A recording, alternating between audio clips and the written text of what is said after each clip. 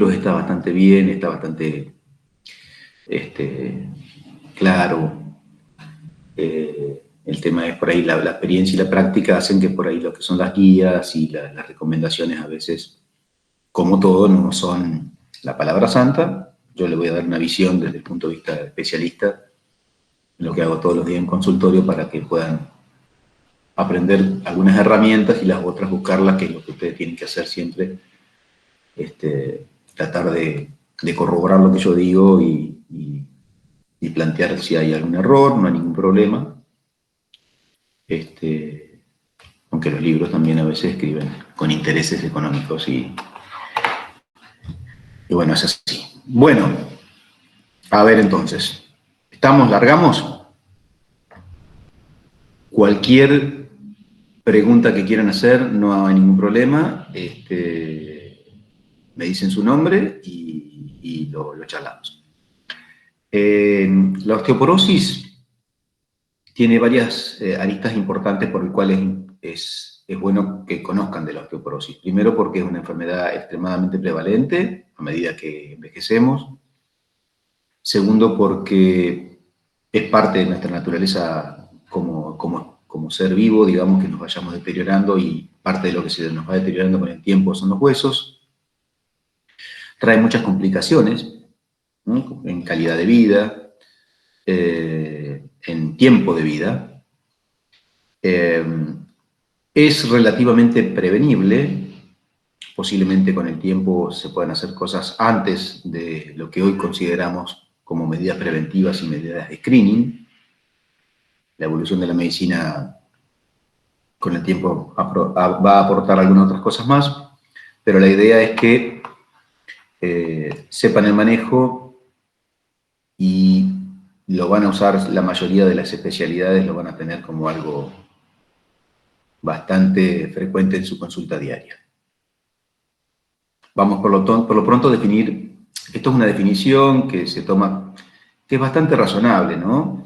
La definición de osteoporosis es, primero, baja masa ósea. No significa poco calcio, significa baja masa ósea, es decir, se pierde toda la estructura del hueso, tanto la parte de la matriz como la mala calcificación, y se altera la estructura. Hay una alteración de la estructura, de estructura ósea con distintos tipos de huesos, los huesos de tipo compacto y los huesos de tipo trabecular van perdiendo su microarquitectura. Esto les va dando una alteración en la resistencia y esto incrementa el riesgo de fractura. Sabiendo estas cosas, sabemos que tenemos que buscar la masa ósea baja, tenemos que saber que hay alteración de la microarquitectura, que va a haber más riesgo de, ante mínimos impactos, una fractura. Y la fractura va a traer las complicaciones. Eso sería el kit de la cuestión de la osteoporosis. Por supuesto que la Organización Mundial de Salud, con sus fallas y todo, yo estoy medio en contra de la Organización Mundial de la Salud, pero bueno, es un ente que tiene muchas cosas positivas también, han tratado de hacer un diagnóstico densitométrico. Han tomado la densitometría ósea, que después vamos a charlar de la densitometría, para considerar que alguien tiene osteoporosis.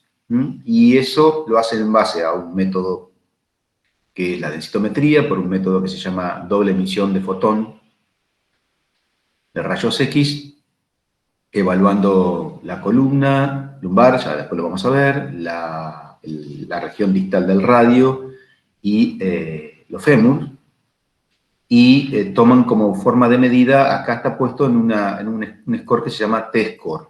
T-score son desviaciones estándar de la población normal, que se considera mujeres jóvenes en edad de entre 25 y 30 años de promedio, con distintas tablas que se utilizan. En este caso, esto es para personas de origen más europeo, pero cada región tiene una tabla en la computadora que hace que los valores sean diferentes por una cuestión de que no todos étnicamente somos iguales. Entonces verán ahí que un valor de menos 2.5, es decir, 2 desvíos estándar, un desvío estándar, ¿cómo lo podemos aplicar? A ver, 2 desvíos estándar es más o menos ocupa casi el 95% de la población. Cuando estamos por debajo de un gran porcentaje de la población, se puede considerar que tiene osteoporosis. Se le dice osteopenia a las personas que tienen entre -1 y -2.5, es decir, que tienen menos hueso, pero que no cumplen este criterio que lo han estandarizado como osteoporosis. Y lo normal es para las mujeres posmenopáusicas y para los hombres mayores de 50 años, un T-score menor de, de -1 hacia arriba, es decir, -0.9, 1, 2, 3, lo que sea, para arriba. Entonces, tenemos dos formas de diagnóstico, un diagnóstico clínico, puede haber un diagnóstico histológico y puede haber un diagnóstico por densitometría. Antes de clasificar, les voy a decir que, por ejemplo, la osteoporosis puede ser clasificada cuando alguien tiene una fractura sin un traumatismo de importancia y se descarta todas las causas posibles, causas secundarias, tumores o alguna otra lesión, uno puede clasificar al paciente como tener osteoporosis. ¿Por qué? Y porque suponemos que tiene una microarquitectura alterada, una baja masa ósea y tiene una fractura, que eran los criterios clínicos que uno va viendo. Tenemos que tener en cuenta que puede haber una osteoporosis. Lo más importante que nosotros tenemos que hacer siempre es descartar las secundarias, las causas secundarias, es decir, causada por otra patología, por alguna alteración. ¿Por qué? Porque muchas de esas se pueden modificar o tienen un tratamiento que muchas veces puede ser la resolución del problema. Les doy un ejemplo. Una osteoporosis secundaria sería, por ejemplo, por una enfermedad de Cushing, un tumor o una hiperplasia suprarrenal que produzca corticoides, va a traer una osteoporosis secundaria, pero resuelto el problema, si por algún motivo se puede resolver el problema de su enfermedad de Cushing, esa osteoporosis puede revertir mucho más que una osteoporosis de origen primario. Cuando hablamos de origen primario, hablamos de causas de las que tienen que ver con una osteoporosis de tipo senil, es decir, parte del envejecimiento, o la posmenopáusica, que es la que se considera como formas primarias, y después también algunas formas que serían incorporadas como formas idiopáticas, en las que en realidad no se encuentran causas, ni siquiera ni por edad, ni por envejecimiento, ni por posmenopáusica. Existen formas en la juventud, formas que tienen muchas veces orígenes posiblemente genéticos, pero que no están del todo bien clasificadas, y bueno. Entonces, siempre lo que vamos a tener que buscar cuando alguien tiene osteoporosis, buscar las causas secundarias que después vamos a charlar. Dentro de las causas secundarias, perdón porque está en inglés, pero se entiende bastante, ¿no? Causas secundarias, desde el punto de vista, yo como reumatólogo veo mucho esto en pacientes que tienen trastorno de la movilidad, es decir, que son sedentarios por dolor, por artrosis o lo que sea, al no tener movilidad tienen más posibilidades de perder masa ósea. La otra posibilidad que se ve muy frecuente en enfermedades reumáticas que afecten las articulaciones que le impidan deambular, como la artritis reumatoidea, complicaciones que se ven en el lupus eritematoso sistémico, porque son enfermedades que muchas veces requieren muchos tratamientos con corticoides. Y después tenemos otras que por ahí corresponden a otras especialidades que son bastante frecuentes. Por ejemplo, podemos tener los pacientes con insuficiencia renal crónica. Los pacientes con insuficiencia renal crónica tienen un déficit de vitamina D, tienen generalmente un hiperparatiroidismo secundario, tienen trastorno de la absorción, y eso puede producir osteoporosis. Los trastornos de mala absorción digestivos, típicamente la enfermedad celíaca, pero otras alteraciones que puedan tener, como, por ejemplo, un intestino corto o, por ejemplo, algún abuso de algún laxante, de alguna cosa que impida la absorción del calcio y la vitamina D, obviamente eso va a traer inconvenientes. Dentro de las otras causas importantes que tenemos que nosotros nunca se nos puede pasar es el hipogonadismo. En el hombre, la falta de testosterona, y en la mujer, la falta de estrógenos, precozmente. Eso es algo reversible, es algo tratable. Algunas personas que puedan tener hiperprolactinemia, es decir, una prolactina elevada, generalmente por encima de 50 o 100 unidades, esas personas generalmente tienen amenorrea y pueden tener problemas, y se puede resolver el problema. El hipertiroidismo y el hipotiroidismo. En formas severas, el hipertiroidismo sobre todo es fácil de diagnosticar y hay que buscarlo siempre. Y el hiperparatiroidismo donde hay un aumento de la secreción de paratormona, que produce una descalcificación ósea, es más frecuente en personas mayores, el hiperparatiroidismo primario. Después, como yo le dije, el hiperparatiroidismo secundario generalmente se ve asociado a deterioro de la función renal.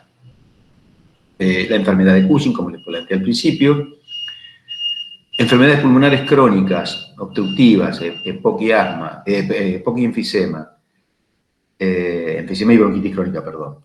Eso vinculado posiblemente a también la falta de actividad física, porque no pueden, por su capacidad pulmonar restrictiva, porque han usado muchos corticoides. Aparte, son enfermedades que producen caquexia y eso también disminuye la masa ósea incorporada. Y dentro de las drogas, los corticoides por lejos son la primera causa de osteoporosis. El consumo de etanol por varios mecanismos, pero siempre hay que tenerlo presente, en exceso, el exceso de alcohol. Los antiepilépticos, algunos, no todos, tienen algunos casos muy de uso crónico, con fenobarbital durante muchos años, pueden tener alguna una posibilidad. El uso de heparina crónico en pacientes que tengan factores de predisponentes a trombosis, que tengan que estar anticoagulados por mucho tiempo. Y el tabaco también por múltiples mecanismos, también tiene que ver con una cuestión de toxicidad y también por la cuestión respiratoria, mecanismos inflamatorios, afecta. Son todas cosas que se han demostrado que puedan tener alguna relación. Pero hay algunas de estas que claramente son mucho más importantes que otras, ¿eh? Como qué sé yo, es mucho más importante el hipogonadismo que el tabaco. Como causa, es mucho más probable que un hipogonadismo produzca osteoporosis que el tabaco en sí. Y dentro de las enfermedades genéticas, la más importante, que no es para nosotros en general, esto es más de pediatría y los genetistas, la osteogénesis imperfecta, un déficit en la producción del colágeno tipo 1, que va a producir fracturas muy precoces y que producen osteoporosis, pero en realidad el problema es una alteración del colágeno y no una alteración de la matriz y no de la calcificación propiamente dicha. Bien, a ver, entonces, repasamos primarias y secundarias. Secundaria, lo más importante descartar al principio. Tenemos los factores de riesgo clásicos. La edad, como yo le dije, a medida que envejecemos, más riesgo de osteoporosis. Pongan la edad que quieran, 65 años como criterio, pero hay personas que pueden tener una edad cronológica menor y tener una edad biológica menor.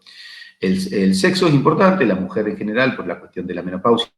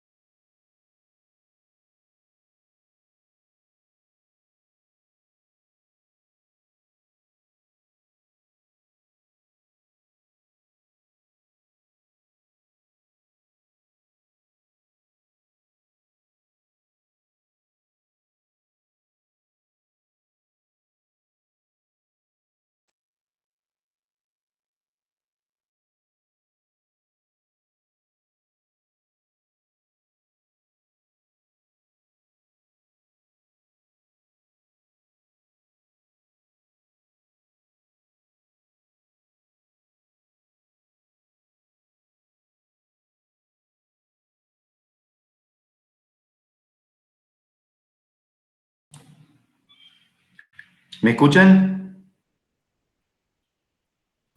Sí, profe. Pido disculpas, se cortó internet en mi domicilio. Tengo acá el módem adelante y vi que se apagaron todas las luces en forma automática. Voy a reiniciar donde estábamos y a ver cómo seguimos. Perdonen, no sé dónde quedé, pero bueno, vamos a arrancar, porque yo seguía hablando. Un segundito. Quedamos en factores de riesgo, en edad. Perfecto, perfecto. Ahora voy a instalar la otra parte. Ay, Dios. Perfecto.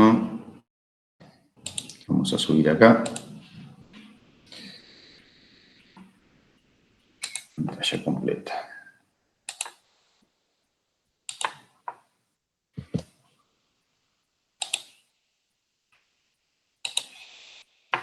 ¿Se ve? Sí, profe. Sí. Perfecto, bueno. Bueno, disculpen. Bueno, entonces, había hablado de la edad, que por supuesto que es el factor de riesgo más importante, la edad. El sexo femenino tiene más riesgo más precozmente que el varón. Generalmente ya en la edad de la menopausia hay una caída y un pico de caída de la masa ósea mucho más importante que en el varón. Aparte, el varón desarrolla una masa ósea, una estructura ósea mayor en el pico de desarrollo, que es hasta los 20, 25 años. Entonces, en general, tiene menos riesgo de osteoporosis y no tiene la pérdida de la hormona principal, que es la testosterona, en la cantidad que como tiene la mujer con la pérdida de los estrógenos. Por supuesto, la menopausia precoz es un factor de riesgo, el uso de corticoides, la deficiencia de vitamina D por valores debajo de 20 nanogramos por mililitro. Algunos dicen 30, pero bueno, esto también es discutible. La inmovilización, pacientes que están muy postrados. Los antecedentes familiares de fractura también es muy relevante, siempre hay que consultar eso. El bajo peso, esto está puesto como bajo peso como un índice de masa corporal menor de 19 en la mujer y menor de 20 en el hombre. Muchas veces, no es que esté mal, no hay que ser gordito para no tener osteoporosis. Esto tiene que ver posiblemente con, depende del perfil de población que estemos evaluando. Es acorde a la estructura fenotípica y genotípica de la persona, uno tiene que considerarlo, pero si una persona que claramente tiene un hábito de tipo con algún trastorno alimentario, alguna deficiencia nutricional, por supuesto que es importante. Las proteínas son muy importantes y el consumo de calcio y vitaminas son importantes para la formación del hueso. Y por supuesto el alcohol, el tabaco y la ingesta de lácteos, como dije al principio. Bueno, estos son los picos de masa ósea, por eso es que el hombre tiene menos riesgo de fracturas, porque desarrolla una masa ósea más importante, y la forma de caída no tiene tanto pico de caída como tiene la mujer, que hace que los primeros años después de la menopausia tengan un riesgo bastante importante de fracturas. Pues esto tiene que ver con la formación del hueso, no lo vamos a ver ahora. Sí es importante saber por qué nos van a consultar. Muchas veces, lo van a consultar a ustedes por otro motivo, como por ejemplo por dolor difuso o dolor localizado, vamos a ver, que puede ser la consulta que nos lleve a descartar osteoporosis.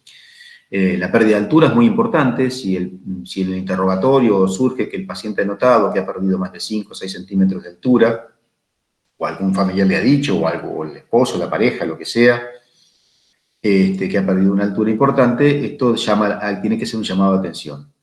Pueden ocurrir por miedo también a veces. Vienen por miedo porque vienen personas jóvenes, porque tienen miedo, que como tiene su madre con osteoporosis, quizás no hay que dejarlo pasar, hay que escuchar y no guiarnos por las guías, que solamente hay que estudiar a las personas que tienen cierto grupo etario y todo. Hay que ver el contexto, porque a veces no podemos comer una osteoporosis o una osteopenia severa que uno podría haber tratado a tiempo.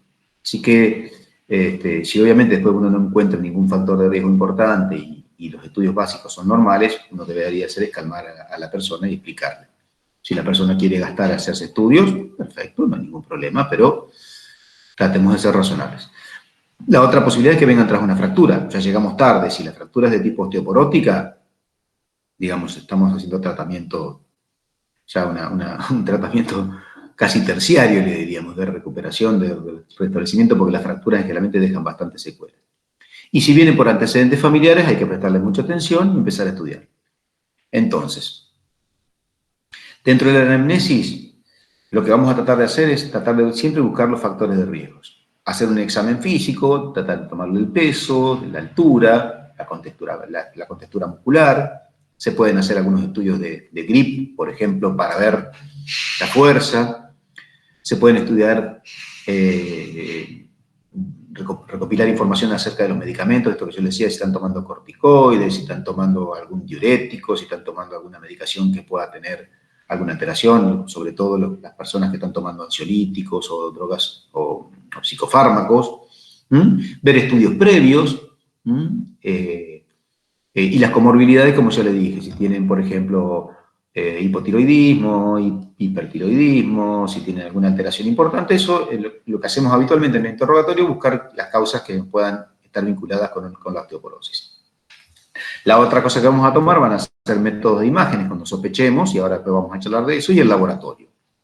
En el laboratorio nos va a ser una herramienta fundamental, no para el diagnóstico en sí, sino para hacer diagnóstico de las enfermedades, de las causas secundarias, y para ver cómo manejar con el tratamiento.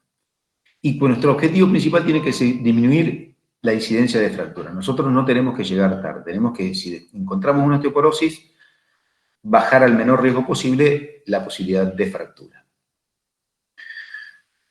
En la radiología, cuando nosotros entonces sospechamos a la paciente, tenemos a la paciente que sí, digo la paciente porque generalmente son más mujeres que varones, pero hay hombres con osteoporosis y con fracturas vertebrales también. La radiología es muy útil para hacer un enfoque general. Primero nos va a detectar fracturas vertebrales preexistentes, si tenemos la posibilidad de ver radiografías anteriores y que ahora aparece alguna fractura. Sobre todo en vértebras, que es bastante más factible. Obviamente que si es una fractura de cadera, la radiografía, por supuesto que lo va a confirmar, pero en la clínica no es lo mismo un pequeño aplastamiento vertebral que una fractura de cadera. El paciente con una fractura de cadera no puede caminar. La vamos a pedir también si el paciente perdió altura, como yo les decía, para ver si eso se debe a una cuestión postural, a una escoliosis o realmente a un aplastamiento vertebral. Y nos permite descartar otra patología, por ejemplo, una enfermedad de Payet, una enfermedad metastásica, un tumor, una infección. Es importante la radiografía, que ahora vamos a ver qué es lo que pedimos. Y, por supuesto que si encontramos una fractura, aumenta por 4 o 5 veces el riesgo de nuevas fracturas. Así que es muy importante tener las imágenes radiográficas. ¿Qué es lo que vamos a pedir? Una radiografía de frente y de perfil de la columna dorsal y lumbar. Acá yo puse con foco en dorsal 7 y lumbar 3. Eso en general los radiólogos, los técnicos ya más o menos lo saben. Pero una radiografía de frente y de perfil, acá dice perfil, está bien, el perfil sirve, pero lo ideal es que pidamos frente y perfil. Porque si hay escoliosis, no lo vamos a ver y podemos cometer algún error. Yo diría, estas son las guías recomendadas por la Sociedad Internacional de Densitometría Clínica. Yo le agregaría siempre un frente y un perfil. Sobre todo porque las lesiones tumorales a veces podemos sospecharlas con las imágenes de frente también. Hay un método que hacen los aparatos para la densitometría que se llama morfometría vertebral, que es como medir una radiografía pero con menos rayos, también sirve. ¿Y a quién se lo vamos a pedir? Y bueno, en general a estos pacientes que tienen mayores de 70 años en la mujer, mayores de 80 años aunque no tengan antecedentes un hombre, la pérdida de altura, las fracturas vertebrales previas y el uso de corticoides. Los pacientes que están tomando corticoides en pequeñas dosis de prednisona o dosis equivalente por más de 3 meses, una radiografía no viene mal tenerla porque nos podemos encontrar con alguna sorpresita. Entonces, pregunta para hacer, osteoporosis, pedimos placas, frente y perfil, columna dorso-lumbar. Una fractura por encima de la cuarta vértebra dorsal, sospechar siempre en alguna otra cosa que no es osteoporosis. ¿Está? Si encuentran un aplastamiento en la dorsal 1, atenti que puede ser otra patología, sobre todo metástasis o algún otro tipo, o un traumatismo muy intenso, pero si es una sola vértebra, no. Acuérdense que las Las fracturas generalmente son más lumbares bajas dorsales bajas y lumbares. ¿Mm? Acá tenemos un score, una forma de cuantificar las fracturas. Las fracturas pueden ser por el grado, de grado 1 cuando pierden aproximadamente un 25% de su altura, grado 2 entre el 25 y el 40, y grado 3 es la fractura severa cuando el aplastamiento es mayor del 40%, que ven ustedes la gran alteración. Y después tenemos la forma. Las fracturas en cuña, que son muy frecuentes en la osteoporosis, en la cara anterior, que esto va a dar posiblemente una cifosis en el paciente o la paciente. Las fracturas bicóncavas se ven más en la parte lumbar que en la dorsal, ven en forma de pez, como un perrito acá, y que tiene como una escotadura en la parte central, y las fracturas de aplastamiento completas, que son en la parte posterior, cuando se aplastan del todo, estas hay que a veces buscar alguna causa secundaria sobre todo. El otro método diagnóstico es la densitometría ósea. Pregunta es, para que a ustedes les quede claro, la densitometría ósea, si es tanto para screening de alta calidad o para el diagnóstico, usemos el método de XA, emisión dual de rayos X, de doble fotón, de XA, de X y A, así, de XA. ¿Se pide dónde? ¿Dónde lo vamos a pedir? Ustedes van a encontrar distintas guías y distintas cosas. En algunas, por cuestiones de obras sociales, de cobertura y qué sé yo, en una mujer joven, si no tiene ningún antecedente, lo ideal es pedir al menos columna lumbar, se pide así, de XA de columna lumbar, de L1 a L4, en forma antero-posterior. Eso se pide así.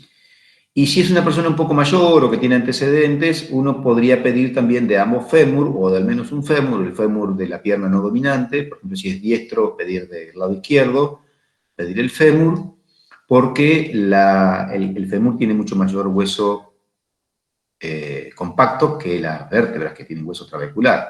Se pierde después. Entonces, generalmente, si es un paciente mayor de 65 años, a veces está muy bien recomendado pedir una densitometría de ambas caderas también, ambos fémures.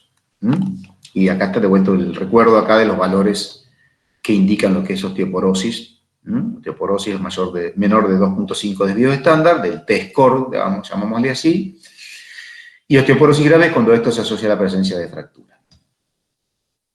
Recuerden que puede haber fractura con osteopenia, no es que todos tienen osteoporosis para tener una fractura. Puede haber una osteopenia, por ejemplo, un T-score de menos 1.8 y una fractura. Eso es osteoporosis igual. ¿Está? Es osteoporosis igual. Bien. Bueno, esto, ¿a quién le pedimos la densitometría? O sea, lo van a encontrar en todos lados, pero generalmente, de rutina en Estados Unidos, las guías generales americanas, tanto de densitometría clínica como de endocrinología, todo, avalan el pedido a mujeres mayores de 65 y varones mayores de 70 años. Pero generalmente lo pedimos antes, en edades posmenopáusicas, con factores de riesgo que generalmente tienen o tabaquismo, o consumo de alcohol, o poca actividad física, o consumo de fármacos, alguna cosa, o antecedentes familiares. No está mal hacer una densitometría. El tema de la economía, digamos, del ahorro, bueno, hay que ver. Muchas veces uno puede ahorrar mucho más haciendo un diagnóstico precoz que tratando una fractura después, con la pérdida laboral, incapacidad funcional que pueden quedar los pacientes. Hoy en día es muy accesible a una densitometría. Hace muchos años eran estudios de alta complejidad. Así que, bueno, acá lo tienen, pero lo van a encontrar en todos los libros, cuáles son los criterios generalmente como para solicitar una densitometría. Sí es cierto que a una persona de 30 años que viene porque la madre tiene osteoporosis, es muy poco probable que le pidamos una densitometría, a no ser que tenga enfermedad celíaca severa, que haya tenido antecedentes de anorexia nerviosa, que tenga hipertiroidismo, que no haga actividad física, que fume 2 atados por día de cigarrillo. Bueno, podemos intentar y que tenga, por ejemplo, amenorrea. En esa paciente sí, quizás una densitometría es algo recomendable. Se entiende, es una cuestión de criterio también. Pero hay guías que ponen tal cosa como para orientar, pero En la medicina no es así, la medicina es un poco de arte también, más que repetir como tonto lo que dicen otros.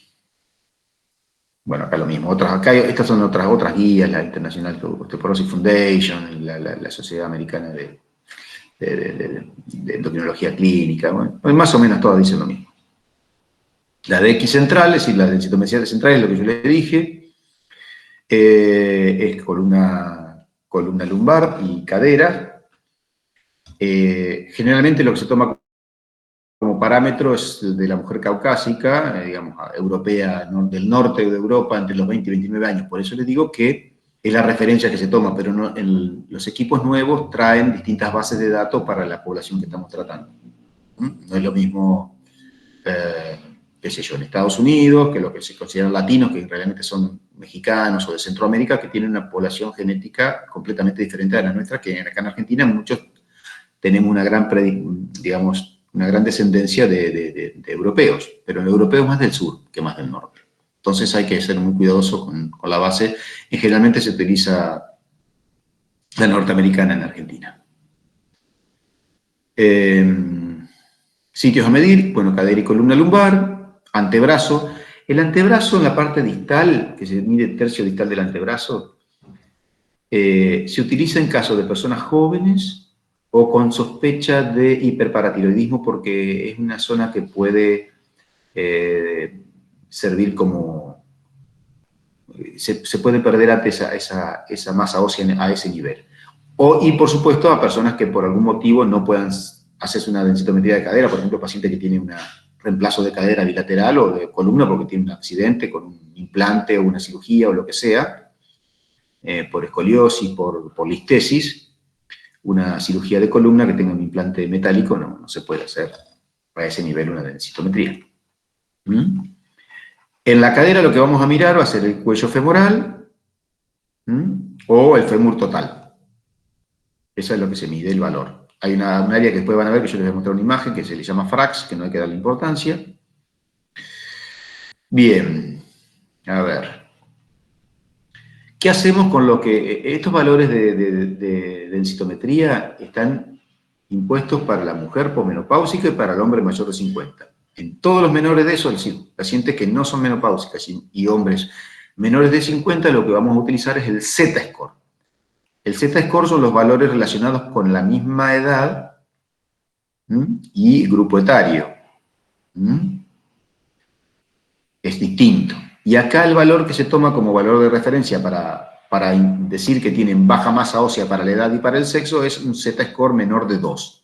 No confundamos Z-score con T-score. Acuérdense, el T-score en base a una población sana de mujeres jóvenes u hombres jóvenes, mujeres jóvenes en general, y el Z-score vinculado a la masa ósea para la edad de la persona. Es distinto. Esto es una densitometría típica de columna lumbar. Ustedes verán acá de entre L1 y L4.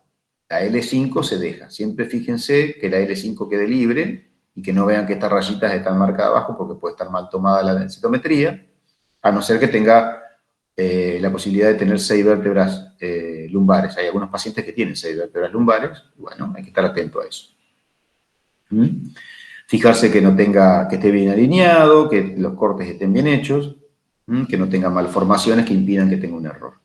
Y después van a ver que en cada región está medida por separado y después hacen el promedio entre L1 y L4, que este sería el promedio que en general usamos como referencia. Algunos equipos evalúan solamente L2, L4, eso no es muy recomendable, si se puede es L1 y L4. Pero L2, L4 está bien, si por algún motivo la L1 no la tenemos, también sirve como... Y ustedes verán acá que está medido en centímetros, en gramos por centímetro cuadrado, el porcentaje acorde a la persona joven, es decir, un T-score y el T-score propiamente dicho. Si ustedes ven acá, este paciente no tiene osteoporosis. Todos los valores que está dando son valores compatibles con osteopenia. Entre -1 y -2.5. Y el valor de entre L1 y L4 es -1.6, es una osteopenia. Este sería el diagnóstico densitométrico de este paciente. Estas liñitas que están acá sirven para tener una idea, ¿no? Es para graficar, como para explicarle a la persona, ¿no? Lo verde sería lo normal para la edad, la osteopenia en lo amarillo y lo rojo ya con osteoporosis. Más que nada como son signos de alarma como desde el punto de vista gráfico. Y como verán, si ustedes saben algo de física, gramos sobre centímetro cuadrado no es masa ni es volumen, sino que está medido por área de superficie. Es una forma, lo que les estoy queriendo decir con esto es que es un cálculo computacional que hace el aparato para calcular la densidad, pero no están valorando la real densidad mineral ósea, pero no importa. Este igual es el valor más específico, los valores de gramos por centímetro cuadrado serían los valores ideales. Pero nosotros usamos el test Corpus, que es lo que está más fácil de interpretar. Y lo que dice la Organización Mundial de Salud, que está bien. Y es lo que se utiliza en general también para los tratamientos. Pero esto es lo más específico. Y esto cambia con la marca del aparato que haga el diagnóstico. A veces hay que tener cuidado porque pueden dar valores diferenciales y atendí. Bueno. ¿Cuándo repetiremos el estudio? Van a encontrar que hay personas que tienen hecho una densitometría por año desde los 50 años y eso no tiene mucho criterio, a excepción que estén en tratamiento y tengamos que hacer el control, o pacientes que tengan el uso de corticoide o algún otro factor de riesgo que pueda ser necesario repetir con anterioridad, porque a los 3 o 4 meses de usar corticoide los pacientes pueden perder mucha masa ósea, entonces es importante no esperar 2 años. Si no, uno puede esperar, francamente, entre 2 y 3 años para repetir el estudio, sobre todo si es normal. Bueno, esto medir la talla todo el tiempo, historial de caídas, bla, bla, bla. Laboratorio. Básicamente, en realidad, un hemograma, una función renal y un hepatograma de cabeza, como a todos los pacientes, yo siempre digo en tutorías, un hemograma, una función renal y un hepatograma nos sirven para todo. El hemograma para ver si no hay anemia, si no hay una cuestión nutricional, alguna alteración que pueda tener alguna enfermedad. La función renal, la creatininemia, no, acá dice creatininuria, pero la creatininemia, para saber la función renal, para ver que esté en falla renal, el hepatograma para ver la función hepática y también hay causas que puedan tener que ver con la síntesis de vitamina D. Y valorar si hay alguna toxicidad, lo que sea, y después en general le pedimos una calcemia, una fosfatemia, una calciuria de 24 horas y una creatininuria de 24 horas.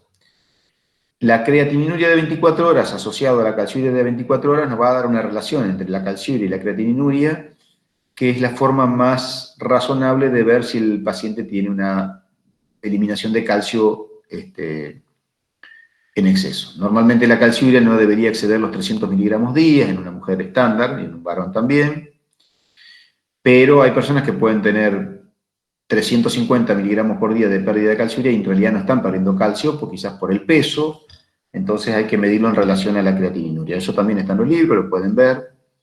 Se hace la relación calciuria sobre creatininuria y tiene que dar menor a 0.31, valor que les comento, pero bueno, para que sepan. Y el dosaje de vitamina D siempre es recomendable hoy en día, aunque por ahí las coberturas médicas no lo cubren, pero el dosaje de vitamina D es muy importante porque es bastante frecuente y es algo fácil de corregir. Y no podemos encontrar que, más que nada, por ahí no sea una osteoporosis, sino que sea una osteomalacia, por ejemplo, valores extremadamente bajos. Se pide así, dosaje de 25 hidroxivitamina D 2 más 3. Eso les va a dar en sangre el valor de vitamina D. Por supuesto que después esto es lo básico, pero después, en base a si sospechamos alguna causa secundaria, por ejemplo, una enfermedad de Cushing, se debería pedir cortisol urinario, cortisol matutino en sangre, el dosaje de ACTH. Les doy un ejemplo. Si sospechamos hiperparatiroidismo, pedimos paratormona intacta, y una calcemia y un calcio iónico, y una albúmina. Es decir, uno puede ir viendo otros estudios en base a lo que, si sospechamos un hipotiroidismo o un hiperparatiroidismo, se pedirán hormonas tiroideas. Si sospechamos hipogonadismo, dosaremos testosterona y estrógenos, y hormonas gonadotrópicas como el LH y FSH. prolactina. Todo eso va a ir dependiendo según la necesidad. Sí. Hola, buenas noches. Yo tenía una duda. Sí. Con respecto a la osteomalacia, Sí. en el diagnóstico diferencial, tanto la osteoporosis como la osteomalacia puede tener déficit de calcio y de vitamina D, Sí. pero más que nada en la fisiopatología, en la osteoporosis sería el problema en el recambio de la matriz ósea y en la osteomalacia sería más que nada la mineralización ósea. Sí. Pero a nivel clínico la diferencia es más el dolor óseo. En general, en la osteoporosis clásica, que no sea de causa secundaria, tiene los valores de calcio normal, fósforo normal, calciuria normal. Claro. La osteomalacia y el raquitismo, obviamente, lo vamos a sospechar en alguien que tenga una densitometría mineral muy baja y tenga calcemia baja, calciuria baja y bajos valores de vitamina D. El diagnóstico definitivo generalmente es por biopsia.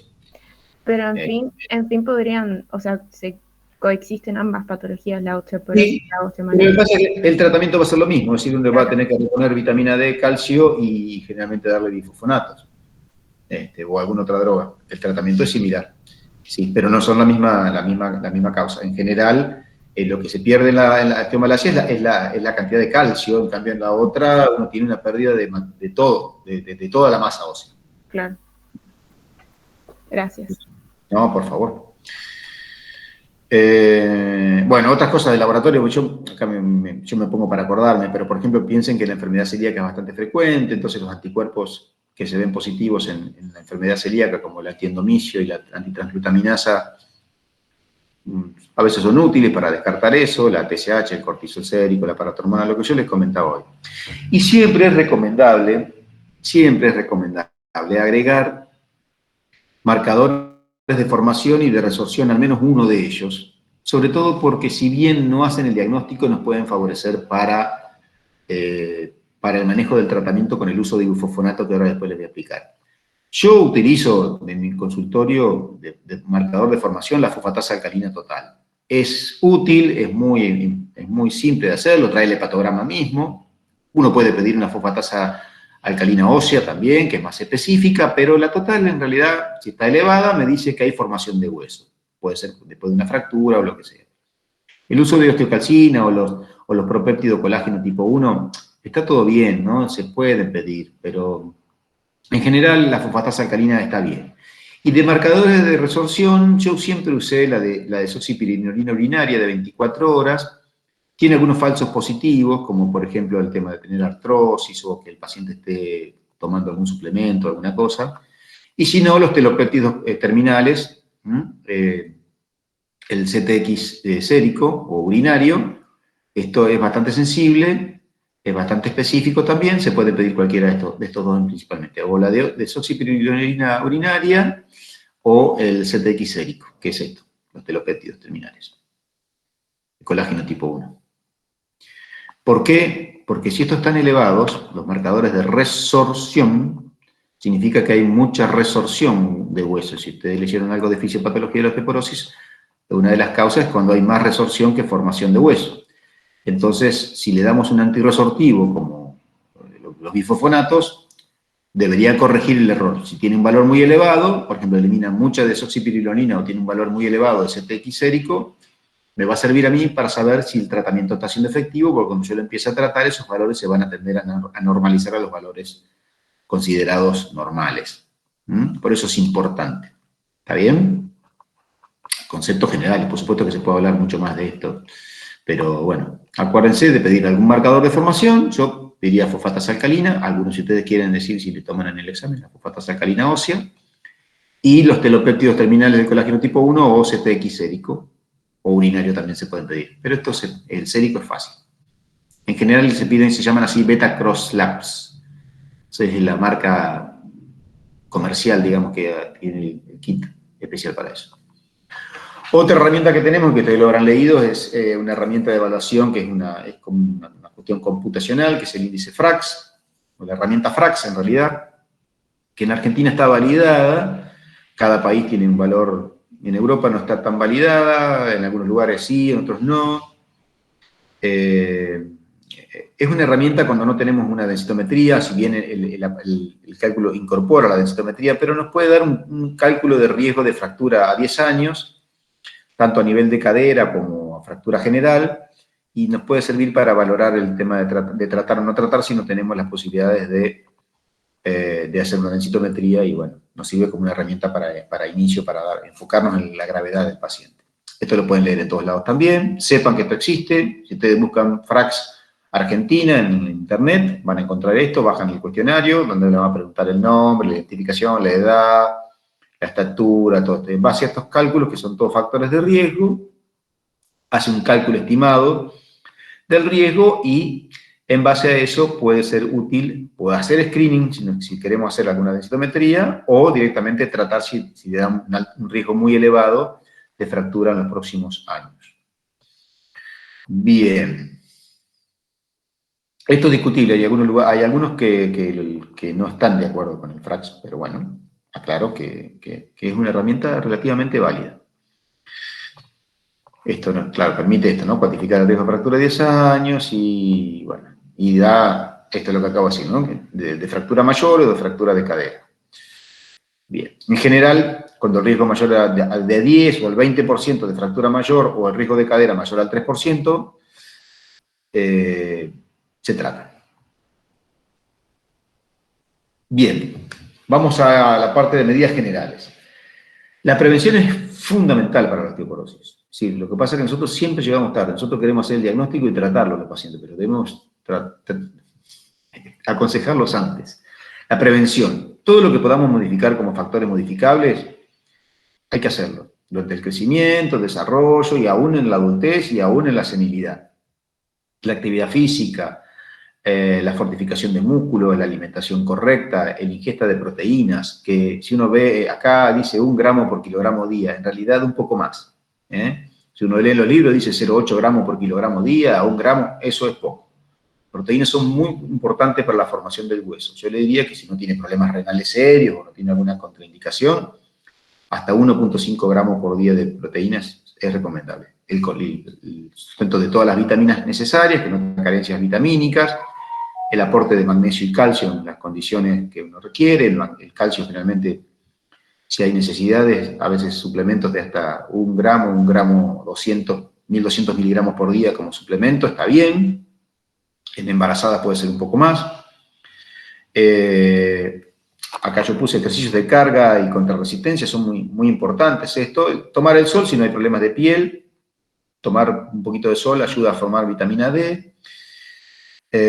Y si no, suplementar con vitamina D de entre 800 y yo le diría que un poco más, hasta 2000 unidades por día de suplemento. Esto calculado por día, pero ustedes ya sabrán, algunos que leyeron o por ahí tienen algún familiar, que hay formas de dar vitamina D en forma semanal o en forma mensual o en dosis, megadosis de vitamina D, pero para que tengan estos requerimientos mínimos entre 1000 y 1200 o 1500 unidades por día de vitamina D.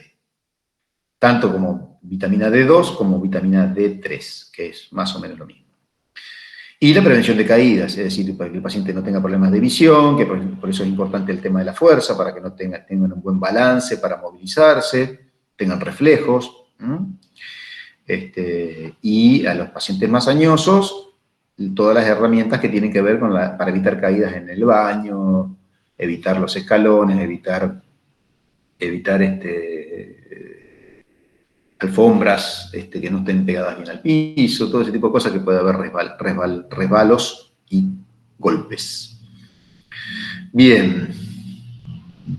Tratamiento farmacológico. El objetivo es reducir el riesgo de fractura. ¿Está? ¿Qué? Mejorando la masa ósea y la microarquitectura. Ya vamos a ver con qué. Siempre tenemos que descartar las causas secundarias y se puede emplear el índice FRAX, como yo les comentaba, cuando no tenemos todas las herramientas y el riesgo es muy elevado, lo trataremos igual. A eso le vamos a hacer tratamiento farmacológico.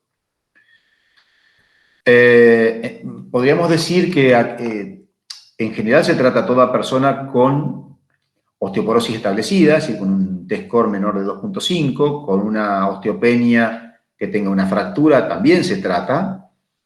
O pacientes que tengan causas secundarias importantes, que tengan osteopenias, pero que tengan causas que no son reversibles, quizás también se tratan. Básicamente es eso. ¿Cómo hacemos el tratamiento? Bueno, aportar vitamina D. Si tiene valores normales medidos en sangre, por ahí no es necesario, pero se puede hacer alguna suplementación, igual no viene mal, quizás con menor cantidad de dosis. Calcio. Si el paciente logra tener una dieta de calcio bastante buena, ¿cómo lo vamos a saber esto? Y midiendo el calcio urinario. Si el paciente orina más de 200, 300 miligramos por día de calcio, significa que al menos está ingiriendo calcio.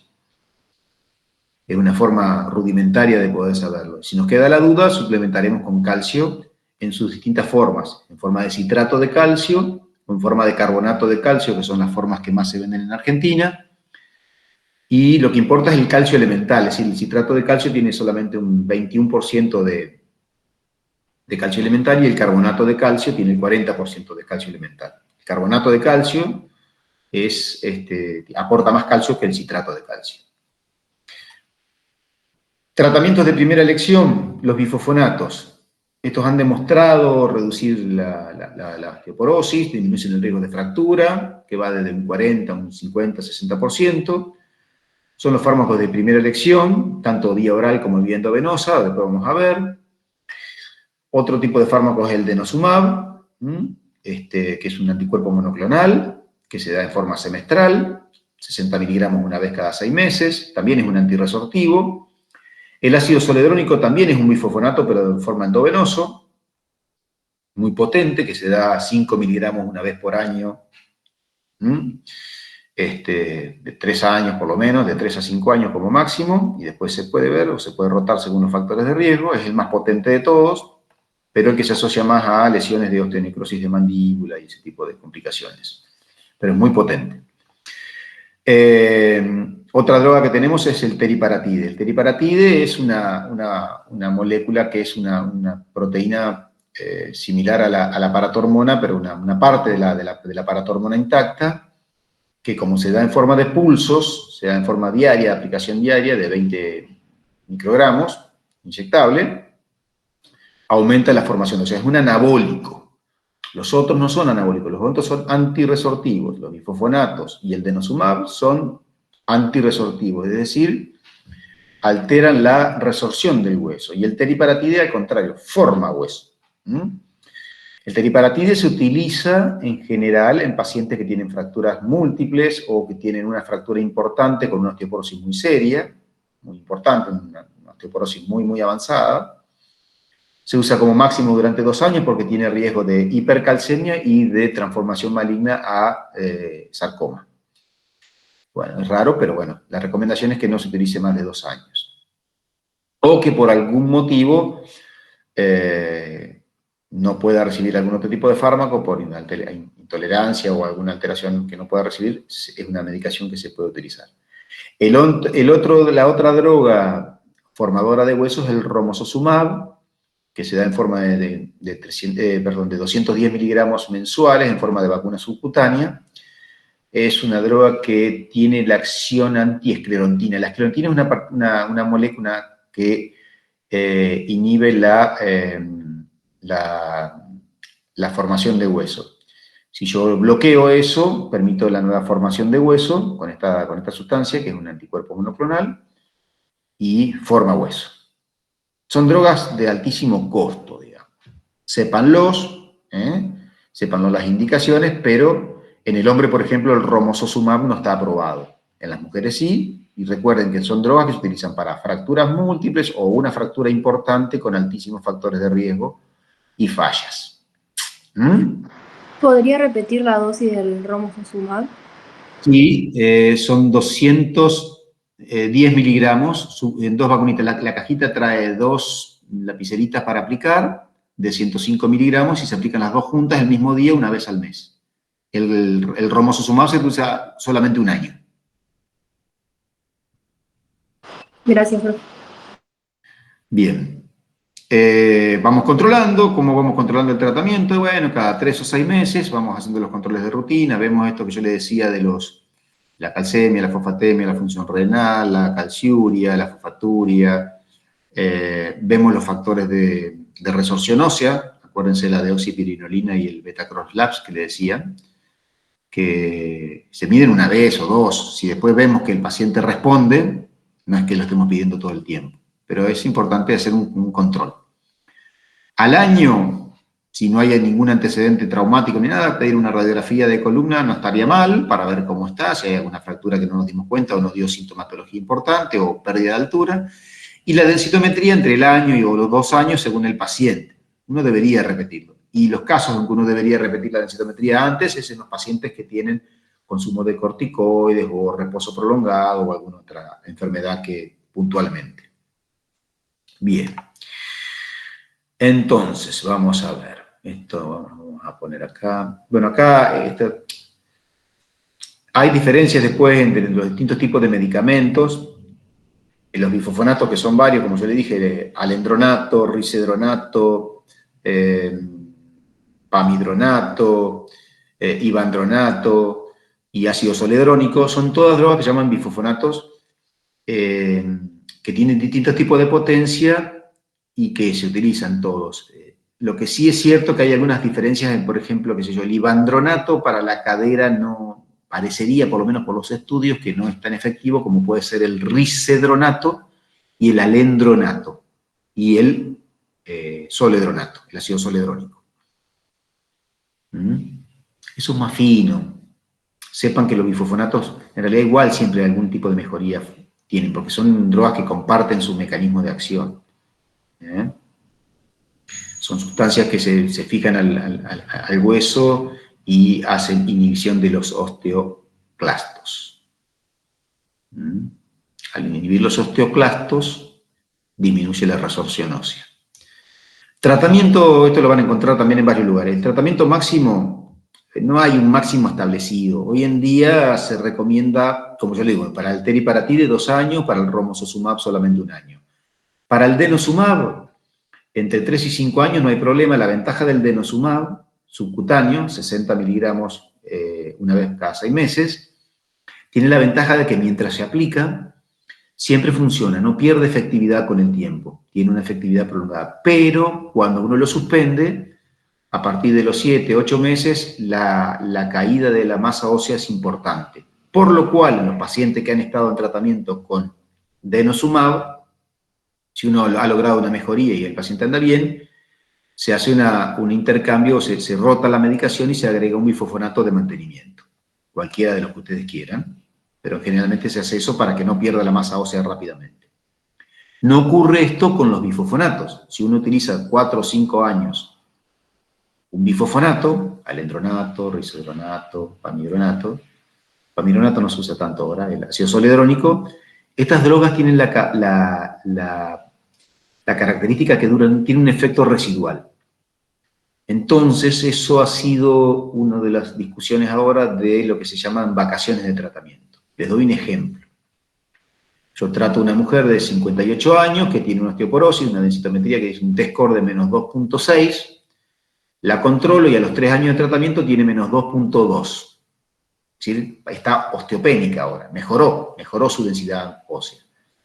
Tuvo un tiempo razonable de tratamiento, los factores no hay factores de resorción, están normales, es decir, no está perdiendo hueso activamente. Y uno podría decir, bueno, hacemos una suspensión de 6 meses, 1 año, no hay un tiempo exacto más o menos, uno lo va controlando según el patrón, y no va a perder el efecto de la medicación. Es decir, no va a tener osteoporosis porque deje 6 meses de tratamiento, si ha hecho 4 o 5 años de tratamiento. Y sería una forma de evitar algunos efectos adversos, de evitar lo que se llama hueso adinámico. Cuando uno utiliza estas drogas durante mucho tiempo sin control, aumentan los efectos adversos. La necrosis de mandíbula y lo que se llama hueso adinámico. El hueso pierde su capacidad de tener su ciclo normal de resorción, formación ósea. Y el hueso queda como paralizado. Y eso puede favorecer, por ejemplo, la presencia de fracturas atípicas, sobre todo en cadera. Entonces, lo de las vacaciones terapéuticas, ustedes seguramente en algún libro lo van a leer. Libros actualizados, le diría que libros de hace 5 años, hasta 5 o 6 años para atrás, antes quizás no. Y bueno, cuando el T-score baja de menos 2.5, uno puede suspender y reiniciar a los 2 o 3 años, a veces, como ya les dije, si está usando bifosfonatos. Si está usando denosumab, si se suspende el denosumab, mantener con un bifosfonato porque claramente la pérdida es muy, muy, muy rápida de masa ósea. Bien, seguramente los mareé porque es muy complicado, pero... Profe, ¿te puedo hacer una consultita? Sí. Con respecto a eso de las vacaciones terapéuticas, ¿hasta cuántas vacaciones terapéuticas se puede dar? Por ejemplo, yo le doy por, no sé, 3 años un bifosfonato, ¿no? Le doy, no sé, alendronato. Después, eso, no sé, 3 años, o te doy un ejemplo, ¿no? Pero después me tomo unas vacaciones terapéuticas por un tiempo, depende del paciente, ¿no? Vuelvo a darle, y ¿cuántas veces le puedo dar unas vacaciones terapéuticas? No hay consenso para eso, es una cuestión de criterio y de que lo que uno va midiendo. Por ejemplo, suponete que vos tenés esa paciente y que, como el caso que yo te puse, la paciente se recuperó muy bien, tuvo una muy buena respuesta y anda bien. Vos le controlás, le hacés la densitometría y ves que no progresó, que está igual, quedó en osteopenia, no volvió a tener osteoporosis. Le suspendiste, por ejemplo, por 1 año, suponete, el tratamiento. Le haces una densitometría de control y te da que está igual. Le haces marcadores de resorción ósea y te da que no está con aumento de resorción ósea, y podés prolongar un poco más las vacaciones. Si vos ves que empieza a subir el beta-cross-labs o la deoxipiridoxina urinaria, significa que el hueso está empezando a degradarse de vuelta, y bueno, ahí es el momento para arrancar con el bifosfonato nuevamente. O, por supuesto, si tiene la mala suerte de tener una fractura en el intervalo que vos le hiciste las vacaciones, porque no necesariamente porque vos le haya suspendido no significa que se pueda fracturar o no, digamos, la fractura la puede tener igual. De hecho, hay pacientes, ya te digo, muchas personas con osteopenia que se fracturan igual. Pero si ya tiene una fractura y tiene el antecedente de tener osteoporosis, bueno, ahí habrá que reiniciar el tratamiento, independientemente del tiempo. Perfecto, muchísimas gracias. Pero no hay, claro, no hay problema. Pero claro, lo que quiero el concepto es que no es que, bueno, uno utilizo 3 años, suspendo 5 meses, utilizo 3 años, suspendo, no. Es en base al seguimiento y al control de los factores de riesgo de cada paciente. ¿Mm? Bien. Perdón, porque les pongo un ejemplo. Supongamos que es un paciente, un varón, que está en tratamiento con drogas por un cáncer de próstata, que está usando antiandrógenos. A ese paciente, obviamente, que no le vamos a dar vacaciones terapéuticas. ¿Mm? ¿Te entiendes? O en un paciente que está con uso crónico de corticoides. ¿Se entiende también eso? El costo-beneficio es preferible tratar en forma prolongada. Bien. Bueno, teriparatide ya hablamos. El avaloparatide no está en Argentina, así que no tenemos la posibilidad de usar eso. El ranelato estroncio no se usa más en la Argentina. El denosumab, bueno, esto ya lo hablamos. Subcutáneo es un antirresortivo, ya lo hablamos. Tratamientos combinados, no hay evidencia de que los tratamientos combinados, es decir, la combinación, por ejemplo, de un bifosfonato con un osteoformador, con un anabólico, no hay evidencia, no es muy recomendable, al menos por ahora. Habrá algún caso, no me queda claro que yo sepa. Sí es cierto, que esto ya es una opinión personal, puede ser que se dé la circunstancia que las personas, por ejemplo una mujer, porque yo no hablé de los estrógenos ni de los estrógenos sintéticos. Por ejemplo, una mujer de 53 años que está en menopausia, que está con sofocones, muchos calores y todo, y que pueda estar en terapia hormonal, con estrógenos o estrógenos combinados con gestágenos, para evitar carcinoma de cuello, eso va a ayudar a que no tenga tanto avance de la osteoporosis. Pero si supongamos que de base tenía una osteoporosis muy, muy importante, y bueno, se pueden agregar también bifosfonatos. No habría problema. En primera instancia, yo creo que no sería un problema. No le pondría teriparatide, pero le podría poner alendronato y estrógenos, porque el estrógeno estaría dado para los síntomas vasomotores o los síntomas vinculados con la pérdida hormonal, y el alendronato o algún otro bifosfonato para el tema de la osteoporosis. Lo que sí es cierto que después de todo tratamiento anabólico, agregamos algún tratamiento antirresortivo en general de mantenimiento. Por ejemplo, después del tratamiento con teriparatida, pasar a un bifosfonato. Después del denosumab, que es un antirresortivo, pero también pasar a un bifosfonato. Y ustedes van a leer por ahí que dice que, bueno, después de usar bifosfonato no se debe usar el teriparatide. Bueno, eso es relativo. Porque si fallaron, porque dicen, no, en los libros dicen, no, porque si falla, bueno, no darlo porque no sé qué cosa, y por H o por B. Pero si nuestro paciente no respondió o no tuvo tolerancia o lo que sea, y usó 2 años o 3 antirresortivos en dosis máxima y todo, y no tuvo respuesta, y bueno, los anabólicos estarán. Después veremos, lo recuperaremos con el anabólico y después volveremos a un antirresortivo, pero algo hay que hacer.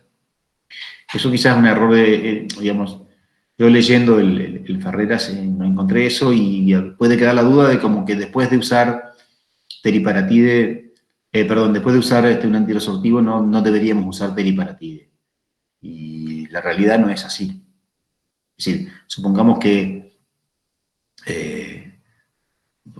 no sé, tenemos una mujer que tiene una fractura de vértebra importante y vemos que tiene riesgo y le damos teriparatide durante 2 años y después que no, o no le, digamos, perdón, le damos bifosfonatos, le damos ácido zoledrónico, por ejemplo, y no mejora, o tiene una nueva fractura, y bueno, quizás hay que darle romosozumab.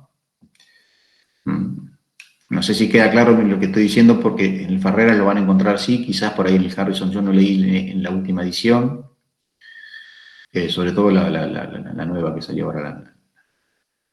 Pero bueno, pero no, por las dudas les diría que eso no lo tengan como concepto. Bueno, a ver qué más. Nada más, vamos a sumar. Sepan que dentro de las complicaciones más comunes, que esto es la pregunta típica de los odontólogos y qué sé yo, de la osteonecrosis de maxilar, existe, por supuesto que existe, y esto tiene que ver con los bifosfonatos y con el denosumab también, con los antirresortivos. Se ven en general con los bifosfonatos de alta potencia en forma endovenosa, con el ácido zoledrónico y con el denosumab en algunos casos también. Con los otros bifosfonatos, como el ivantronato o el alendronato, se ve mucho menos, pero siempre está vinculado quizás a problemas odontológicos preexistentes, infecciones, periodontitis, procesos de extracciones o de procedimientos odontológicos importantes, o pacientes con caquexia, pacientes oncológicos, pacientes con corticoides, en la que existen otros factores asociados. Es muy raro que ocurra en personas, entre comillas, sanas, digamos, y con una buena higiene, es raro, pero ocurre, y cuando ocurre es una catástrofe, es bastante complicado el tema. Entonces esto hay que al menos hacérselo saber a los pacientes que existe ese riesgo. Pero no es que van al odontólogo y el odontólogo no le quiere le quiere hacer un arreglo en el diente porque está tomando bifosfonato. No es así. Y de hecho, si se lo sacamos, como yo les supongamos que tengamos una paciente que se tiene que hacer un implante y está tomando alendronato hace 6 años, y si se lo sacamos va a estar 3 años dando vuelta el efecto todavía, entonces no va a cambiar nada. Riesgo-beneficio, tendrá que el odontólogo tomar todas las medidas o no hacerlo y no arriesgarse y bueno, buscar algún otro método alternativo. Pero no es una contraindicación el uso de los bifosfonatos para hacer algún procedimiento odontológico si es necesario. Bien. Bueno, acá dicen, el denosumab va a esperar por lo menos 6 meses para hacer el procedimiento. Está bien, porque es lo que yo le decía, el denosumab, como se aplica cada 6 meses, si uno espera 6 meses, en teoría no está funcionando, deja de funcionar rápido, y uno podría hacer un procedimiento odontológico para evitar este tipo de cosas. Pero con los bifosfonatos tenemos el problema que no sabemos cuánto tiempo están actuando. Entonces es discutible. Fin. Una consulta puede ser. Sí, todas las que quieran.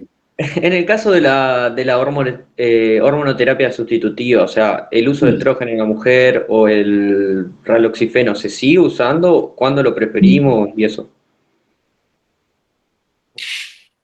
Se siguen usando, Cada vez se usan menos, pero digamos, en una época eran las drogas más efectivas. Después, con el tema del riesgo de cáncer de útero, cáncer de mama, complicaciones trombóticas y todo ese tipo de cosas, perdieron un poco la utilidad, y es mucho más fácil tanto para el ginecólogo como para el clínico o para el médico tratante dar un bifosfonato que dar hormonas, y en sus riesgos.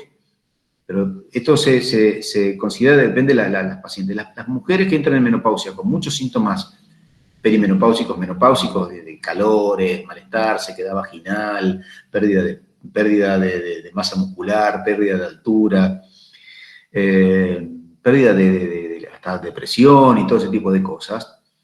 El uso correcto, el cuidado de los estrógenos, el 17 estradiol, la verdad que funcionan, mantienen, no recuperan tanto la masa ósea, pero sí mantienen la masa ósea. Y se tiene que dar, sobre todo si la paciente está muy sintomática y no tiene antecedentes de cáncer de mama en la familia, o tuvo ella un cáncer de mama. Eso es obvio, o si tiene factores predisponentes, por ejemplo, para trombosis. Darle raloxifeno, por ejemplo, y aumenta un poco el riesgo de trombosis. Si la paciente es tabaquista severa, la paciente tiene antecedentes en la familia que el padre murió de un tromboembolismo pulmonar, si tiene trastorno de la coagulación, tuvo pérdida fetal y tiene síndrome antifosfolipídico, y yo no le daría, obviamente que no. Pero son alternativas. Eso también, yo lo vi como que en el Farreras, la última edición, lo da como que, bueno, sí, se utiliza muchísimo. Y yo sería más selectivo, y antes de dar el raloxifeno, yo prefiero los estrógenos, con todo el cuidado que esto es personal, prefiero los estrógenos con tratamientos secuenciales para que tengan sangrado y todo, pues bueno, también, ahí la mujer capaz que no quiere tener menstruaciones. Entonces eso es ponerse de acuerdo. Pero son medicamentos que son efectivos y tienen otros beneficios para la mujer. Y en el hombre, el uso de testosterona, lo mismo, digamos, si hay antecedentes de cáncer de próstata, qué sé yo, bueno, por supuesto, pero la testosterona es una hormona anabolizante muy importante, que usada temporariamente en un varón de 75, 70 años que ha perdido masa muscular, masa ósea, y quizás lo hace sentir con mayor fuerza, mayor energía, recuperar masa muscular. Todo es acorde a la evaluación que uno hace, costo-beneficio, y explicándole al paciente cuáles son las posibilidades de mejoría o no. Pero se usan. Caemos de vuelta en la respuesta. Sí, se usan, pero hay que saber usarlas. Esto es como todo. El concepto es general. Si no sabemos de lo que estamos hablando, si el día de mañana somos dermatólogos o somos, no sé, cirujano general, si no sabemos cómo es el manejo de las hormonas, no lo usamos. Yo no me pongo a manejar drogas oncológicas porque no es de mi especialidad, si bien uno puede leer y puede aprender, pero en realidad uno deriva al especialista. Y si quedan dudas, se consulta. Pero en general, uno debería, como concepto, que la osteoporosis primaria, la osteoporosis posmenopáusica, la osteoporosis senil, cualquier médico formado, médico de familia, médico generalista, médico clínico, médico de cualquier tipo que tenga, ni hablar un endocrinólogo, un ginecólogo que está con el tema que le gusta la parte hormonal, nosotros los reumatólogos, puede tratar perfectamente este tipo de casos sin problema. Los casos más importantes, más complicados, generalmente van a un tratamiento más multidisciplinario, donde participan especialistas en metabolismo fosfocálcico, endocrinólogos experimentados y gente que está vinculada con todo lo que es manejo ortopédico. Por ejemplo, pacientes con múltiples fracturas, también hay que ver el tema de las correcciones quirúrgicas y todo eso en el caso de aplastamientos vertebrales. Bueno, pantallazo bastante corto, pero bueno, seguramente tendrán muchas dudas cuando vayan a leer. Recuerden el tema de las drogas, recuerden lo de la densitometría, recuerden lo de las radiografías, recuerden los estudios básicos elementales, las causas más probables, causas secundarias, y las drogas yo les recomiendo que sepan casi todas, con sus dosis, sus vías de administración, el intervalo de dosis y sus efectos adversos son muy importantes. Eso es muy probable que se pregunte, así que Pero bueno. Y osteoporosis es extremadamente frecuente, así que independientemente lo tienen que saber igual. Así que, Profe, chicos, sí. una última pregunta. Respecto al CTX sérico, ¿cuál sería el punto de corte? No sé si lo tendríamos que saber o no. Te lo da el laboratorio, porque Ah, como depende del método con que ellos hacen el dosaje, te dan el valor de referencia. Buenísimo, gracias. Sí, y te lo dan por edad y por sexo. ¿Mm? Así que pone lo mismo un posmenopáusico que una premenopáusica, por ejemplo. ¿Mm? Eso están los valores. Lo mismo que la deoxipirinolona también. Hay valores estándares de urinaria de 24 horas, la pérdida de deoxipirinolona, también te lo da el laboratorio, te pone el valor de referencia que tienen ellos, y también por la edad. Bueno, chicos, si no hay más preguntas, que seguramente les van a surgir después, listo, si quieren pueden en algún otro momento preguntar, si me cruzan por algún pasillo, me preguntan, no hay problema. Mucha suerte para el parcial que sigue. Y bueno, nos estamos viendo en la próxima charla. No, este año ya con quinto no tengo más charlas, me toca después los de cuarto año. Suerte. Gracias, profe. Gracias. Gracias, profe. Gracias.